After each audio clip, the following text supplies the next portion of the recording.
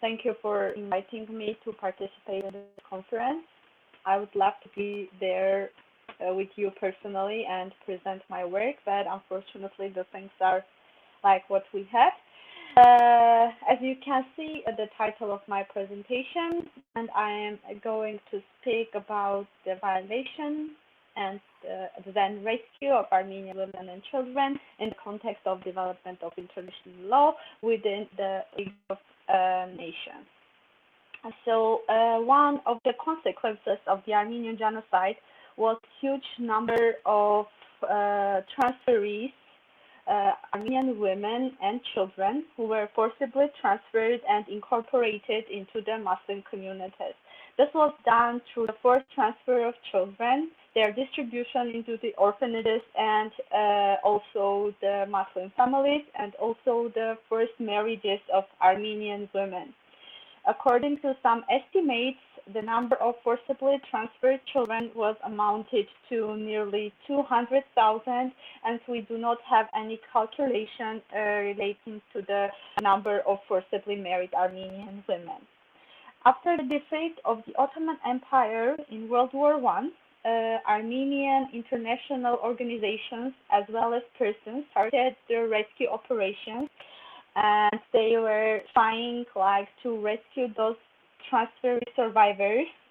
And one of the organizations who became involved in these rescue operations was the League of Nations, based on its Article 23 of its covenant, as well as referring to the Treaty of Severus, articles number 142 and 144.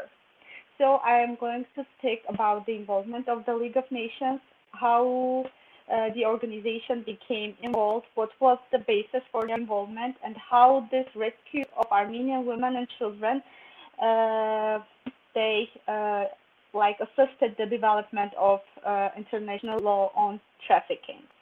So the next slide, please. So after the World War I, the first truly international organization was established, the League of Nations, during the Paris Peace Conference. And the aim of the League of Nations was to promote international cooperation, peace, and security. Having these ambitious goals, however, the League of Nations was modeled after the Hague Conferences of 1899 and 1907.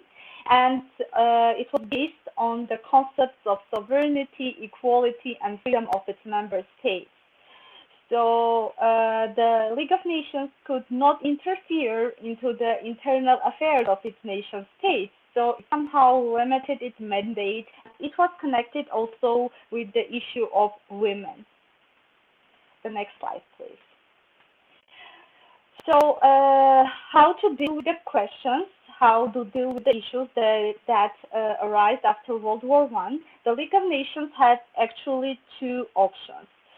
Then the regulations of the relations among its nation states was performed through creating bodies to resolve conflicts and through standardization of activities and laws.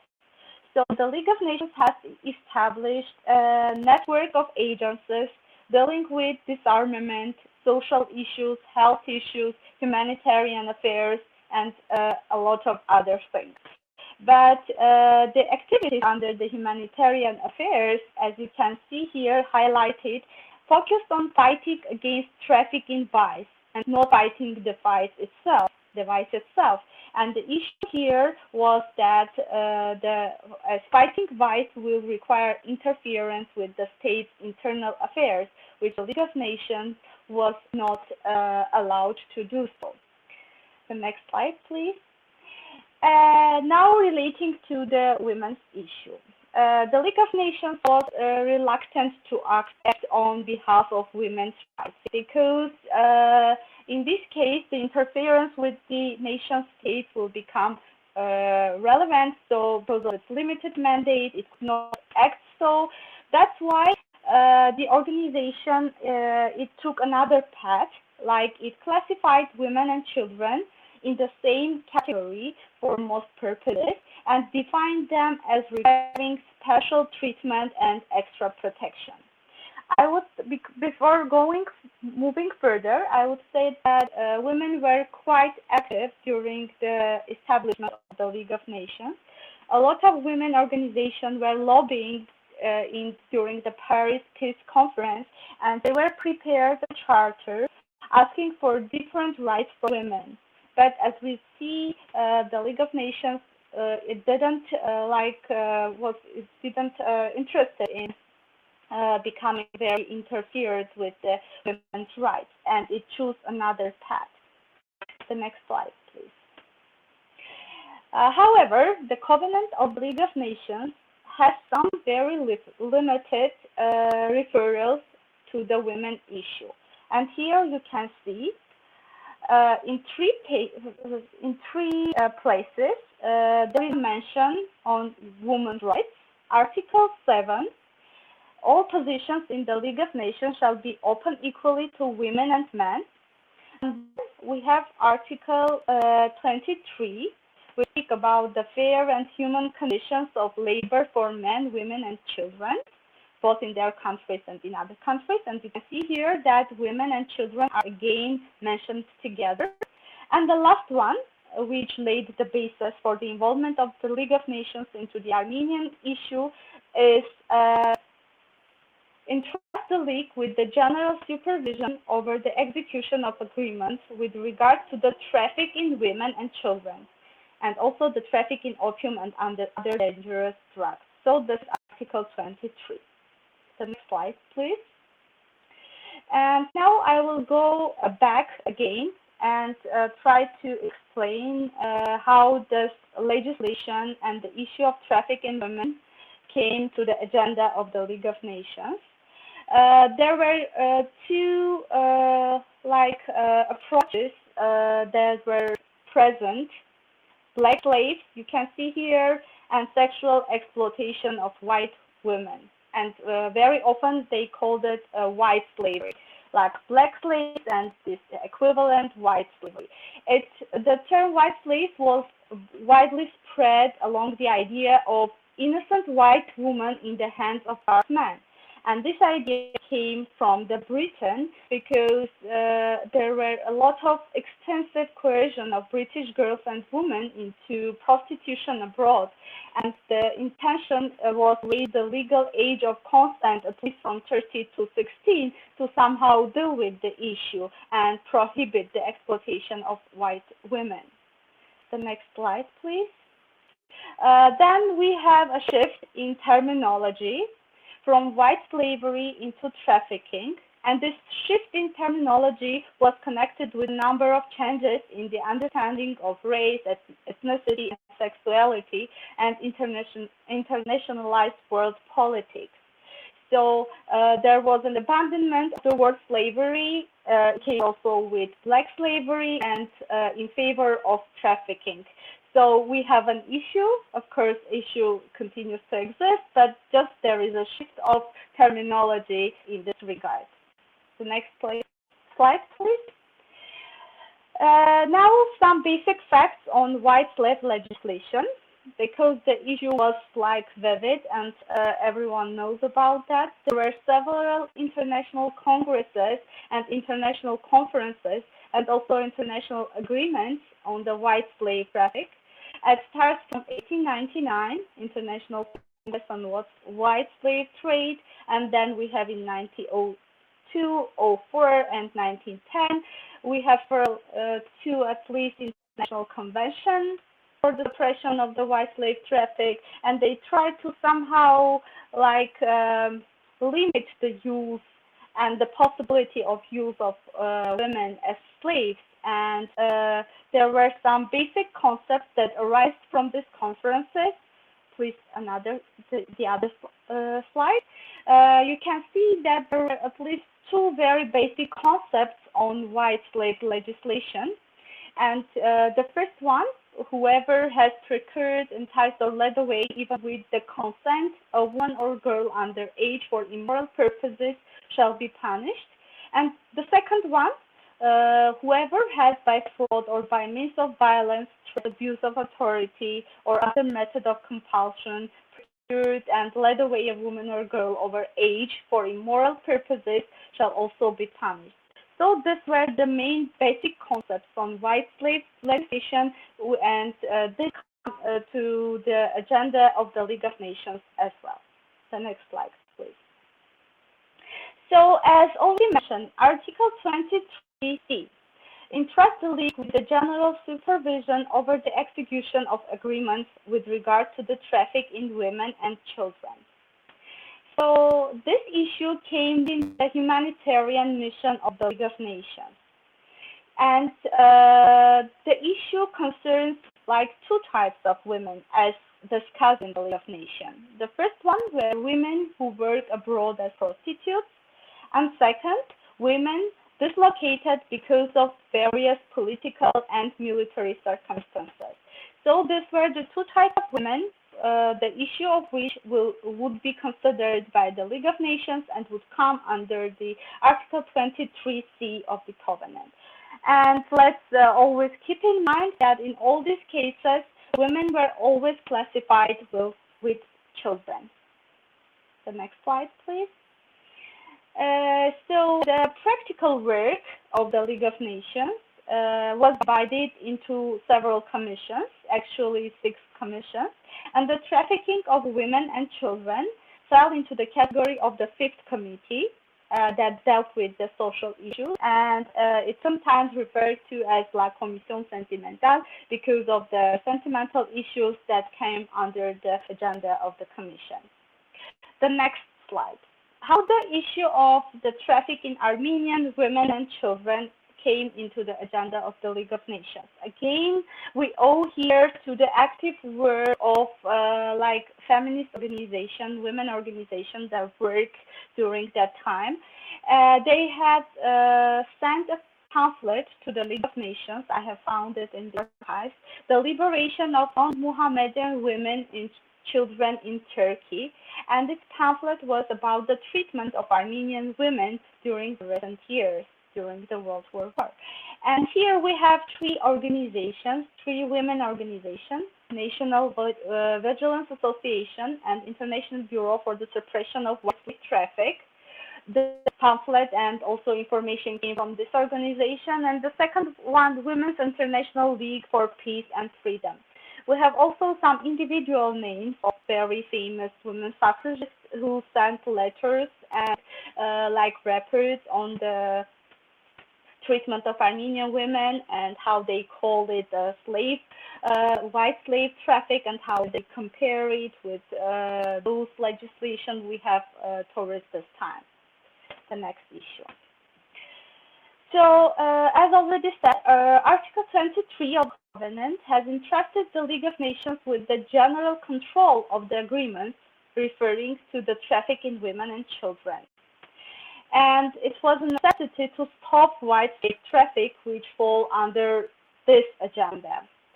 But still, according to the information that was in the hands of the League of Nations representatives, there were Eastern slave markets where women and children were sold, and which take place in Armenia and Asia Minor. This was the information and the report that comes from the League of Nations. The women and children come from different countries, but mostly from the Near East. And according to this information, there were mostly Armenians, but there were also women from Greece, Greek women, and also Syrian women. And now, with the return of peace and relaxation of passport formalities, it is to be feared that the traffic will take a new lease of life. So the League of Nations, the commission that dealt with the traffic in women and children, called for international cooperation to fight this traffic. The next slide, please. So the second committee of the League of Nations unanimously considered that it was the duty of the League of Nations to undertake its obligation under Article 23 of the Covenant. So the committee adopted unanimously 2 draft resolutions. The first one was the control of the agreements relating to the traffic in women and children, and the second draft, deals specifically with the case of deportation of women and children in Anatolia and in Armenia. The next slide, please. So the second commission is adopted several resolutions, and several issues were raised, and one of them was that the Secretariat of the League of Nations shall issue a questionnaire and send them to the government asking what legislative measures have been taken to combat the traffic, and especially what measures are they proposing to take in the future. And also the governments that have signed the conventions on white slave traffic from 1904 and 1910, they asked them to immediately put such conventions into operation and also convene a new international conference to deal with the issue of white slave traffic. And this conference would coordinate the replies that received from government and decide what to do in the future. And also, the Assembly should nominate a temporary committee or entrust an existing body, for example, Court of Justice, but this was a preliminary decision which was not come into life later, to receive applications from the families of deported women. And the authority should be empowered to institute inquiries, to deal directly with the government, and to take all the steps to enable these victims to return to their families. So these were the details of the decisions of the second committee. The next slide, please. So now the development of these decisions. In 1921, an international conference on white slave traffic was held, and it was attended by delegations from 34 countries. And the International Convention on Traffic in Women and Children and several other resolutions were adopted during this conference. And also it was decided to create a permanent body to deal with the traffic in women and children. And you can see here the representatives of several states and also non-governmental organizations were participated and took part in this permanent body. The next slide, please. And the second issue of the second commission that was connected with the Armenian women. The Council, on the 15th December 1920, the resolution was accepted by the Assembly in its meeting, and the Assembly of the League of Nations invited the Council to constitute a commission of inquiry with a view to informing the Council as to the present situation regarding deported women and children.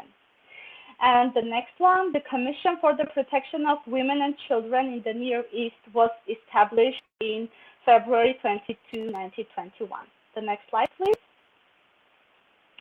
So the Commission of Inquiry for the Protection of Women and Children in the Near East, its aim was the Commission is constituted with a view to inform the Council as to the present situation in Armenia, Asia Minor, Turkey, and in the adjoining territories regarding deported women and children. Area of inquiry. Area of inquiry shall be that part of the Turkish state that is under the jurisdiction of Constantinople government, and the Commission of Inquiry should work in close and intimate ties with the High Commission to collect the preliminary information and receive every possible assistance from the High Commissions in Constantinople. And the members of the Commission consists of 3 members. Dr. Kennedy was nominated by the British High Commissioner in Constantinople, and then we have Ms. Emma Cushman, president of the Robert College, and then we have Madame Gürlis, and then she was replaced by Karen Yepe. And the League of Nations also allocated a budget for the expenses of the commission. The next slide, please. And can also find the reference of the issue of deported Armenians in the Treaty of Sevres, and a lot of League of Nations records and discussions and also decisions refer to Articles 142 and 144. Although the Article 144 is not directly connected with the issue of deported Armenian women and children, however, as you can see, Article 142 recognizes that the conversions to Islam could not take place under normal conditions, and so they recognizes that all people who were non-Muslims before November 1914, they continue to be still remaining such, unless they perform all the legalities concerning the embracing the Islamic faith. So we see that on the legal basis, in the Treaty of Sevres, we have the recognition of the forced transfer and incorporation of Armenian women and children into the Muslim community. Please go to the next slide and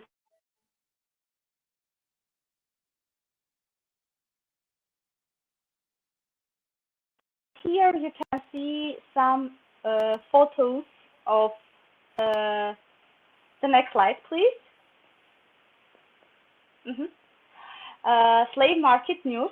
This was a publication that was circulated in the League of Nations, and it was connected with mostly with the Armenian women. And you can see here that all the titles speak about the slave, white slavery, 20th century slavery, the words are used here are the same that we have in the legislation, in the previous legislation. The next one,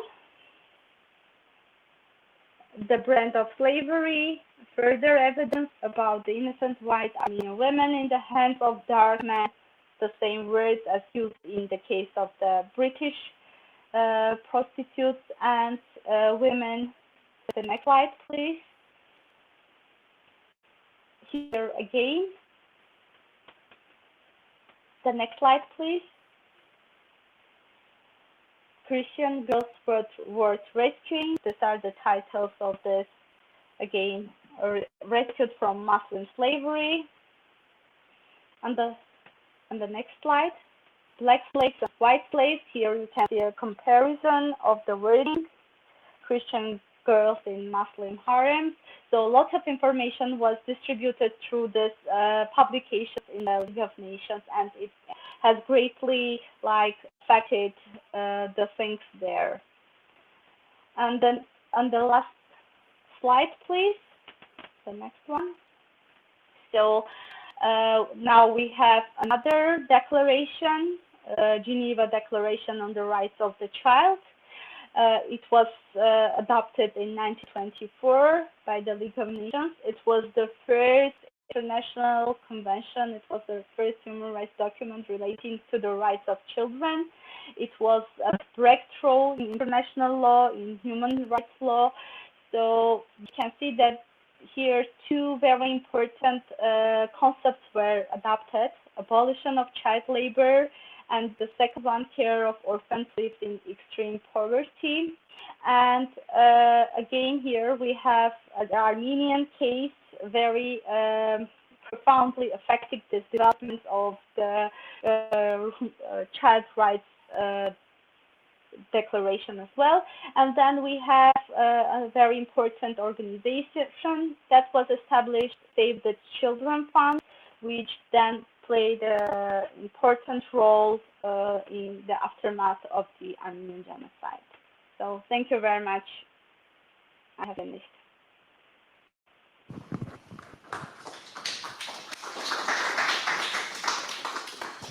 Yeah, thank you very much for your interesting presentation, and also again questions from your side or also from the chat. If not, I have first question. You speak much the discussions inside the Christian world. All what you referate in the last minutes was an intern discussion in the Western European societies. Do you have some early some first reactions or some reception of all this from side of Islamic authorities in Syria, in Iraq, or also in Turkey, from the locals there, where all this women and kids from mostly Armenians at that time get kidnapped after 1915. Do you know some reflections of this discussion you present in the Islamic world in the 20s, in the 30s, from not only from secular authorities, but also from religious authorities? You know something about that? Okay. Frankly speaking, no, I haven't found with the information that the Islamic world or they had somehow referred to this issue. I know that the Turkish delegation, they sent letters of contesting all that happening in the League of Nations, calling it the lie and not agreeing with the issue of deported Armenian women and children, and also the decisions adopted by the League of Nations. What refers to the Turkish society, both, as I already mentioned, the government and also ordinary people, they were against giving all Armenian women and children. So they have opposing all the steps taken by the League of Nations and also by other organizations, by the British embassy and a lot of others. So I think that their attitude was mostly negative towards all this development, and that they trying to stop. And yeah. I have another question also. You present something from the Romanian delegation around this question. I know the people who at that time were active in these questions, but I see a double standard from the Romanian side. In Romania, at the same time, there was also a slavery problem around the Romas in Moldau and Walachei, in Moldavia and Walachei. There were also in the 20s, 30s, women and children from Roma sold as slaves, also around monasteries, and there was also in the international discussion around that. So the same people who you present what they say about Armenian question in that cases, at the same time, the same people act in another way in their own country. So you see a discussion inside of them around that, a reflection about that. It's there you find something about that. Actually, no. The discussions were mainly concentrated on the Armenian issue, on the slave markets in the eastern parts of Turkey. And they speak also about the Greek woman and also about the Syrian woman in some cases, but the concentration was mainly on the Armenian women. I think that the discussions you are mentioned that came later, and I haven't come to such discussions during the period I have done with research.